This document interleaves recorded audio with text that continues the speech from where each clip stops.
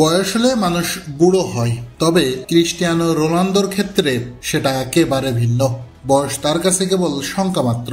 কে বলবে তার বয়স 40 বছর? এই বয়সে এসেও রোনালদো করছেন বাইসাইকেলের মতো দুর্দান্ত গোল। আল নাসেরের হয়ে 7 বছর পর আবারও সেই বাইসাইকেল গোল করে সবাইকে চমকে দিলেন CR7। বক্সের বাইরে ডান প্রান্ত থেকে নওয়াব বওশালের চমৎকার ক্রস।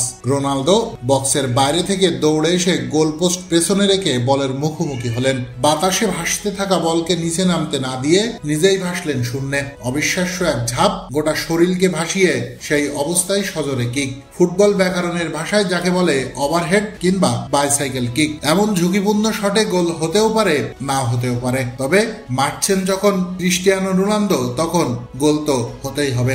রোনালদো এমন নিখুঁতভাবে শট নিলেন যে গোলকিপারের হাত ছুঁয়েও বল জড়িয়ে গেল জালে। আল নাসেরের হয়ে সম্ভবত জীবনের অন্যতম সেরা গোলটি করে ফেললেন CR7।